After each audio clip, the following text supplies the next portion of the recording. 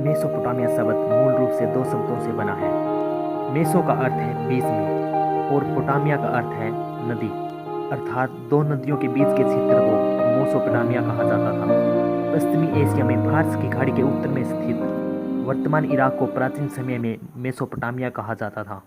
Mesopotamia सभ्यता दजला और फरात नामक दो नदियों के बीच में जन्मी, पली और विकसित हुई। इन नदियों के मुहाने पर सुमेरियन, बीच में बेबीलोनिया और उत्तर में असीरिया सभ्यता का विकास हुआ। ईसा पूर्व चौथी सदी से करीब 3000 सालों तक मेसोपोटामिया सभ्यता के सबूत मिलते हैं। ईसा पूर्व पहली सदी आते आते वहाँ बेबीलोन और निनवे जैसे कई शहर बस चुके थे।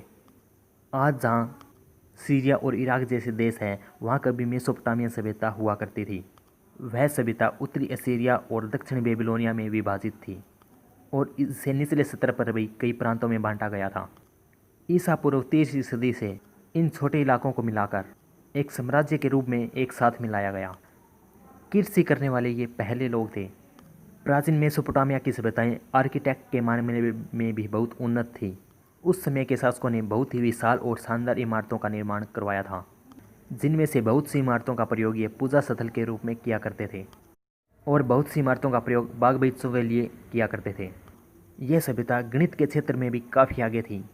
बाद में बेबीलोनियन ने ही बेस 60 सिस्टम दिया, जिसमें 1 मिनट में 60 सेकंड और 1 घंटे में 60 मिनट और एक सर्कल में 360 डिग्री होते हैं।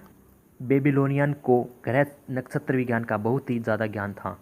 उन्होंने अपने गणितीय ज्ञान का प्रयोग करके ही एक साल में 12 महीनों का कैलेंडर की नींव रखी।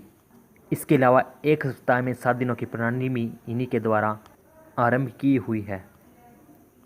इस समय शिक्षा की प्रणाली भी बहुत ज़्यादा विकसित थी। इन्होंने लिखने पढ़ने के लिए एक लिपि प्रणाली का भी विकास किया था, जिसे कोनिफॉर्म के नाम से जाना जाता है। उस समय लिखने के लिए मिट्टी के टुकड़ों का प्रयोग किया जाता था, जिन पर ये लिपि उकेरी जाती थी। इस सभ्यता के लोग आस्तिक थे और कई सारे देवताओं को मानते थे।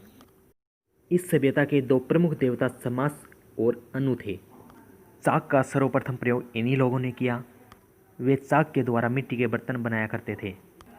इन लोगों ने दिन और रात की लंबाई की गणना की तथा सूर्य और चंद्रमा के उदय व अस्त होने के समय की गणना भी की। उस समय का समाज उच्च, मध्यम और निम्न वर्ग में विभाजित था।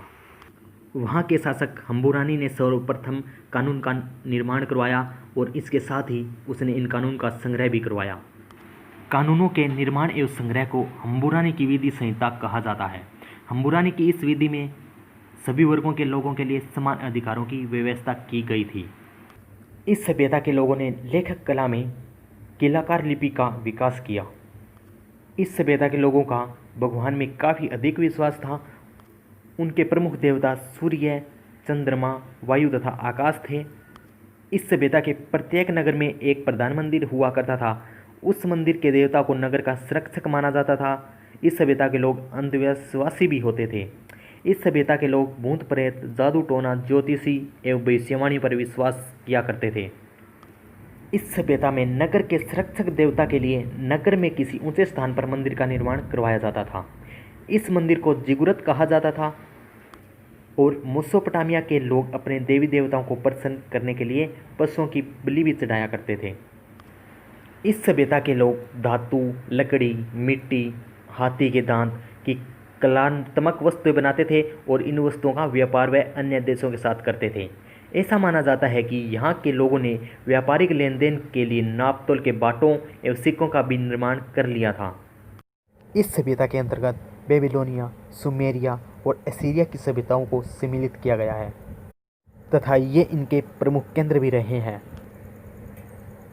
3री शताब्दी ईसा पूर्व में सिकंदर महान के आक्रमणों ने मेसोपोटामिया की सभ्यता को नष्ट कर दिया और वहाँ ग्रीक संस्कृति का प्रचार प्रसार किया और इसी के साथ मेसोपोटामियाई परंपराएं और जीवन दर्शन खो गया। फिर उसे हजारों साल बाद फिर से खोद कर निकाला गया और अब इसे लुवेरे म्यूजियम में सहेज कर रखा गया है। आज के लिए बस इतना ही और आगे हम हाजिर होंगे मिस्र और ग्रीक की सभ्यताओं के साथ। तब तक के लिए धन्यवाद। जय हिंद, जय भारत।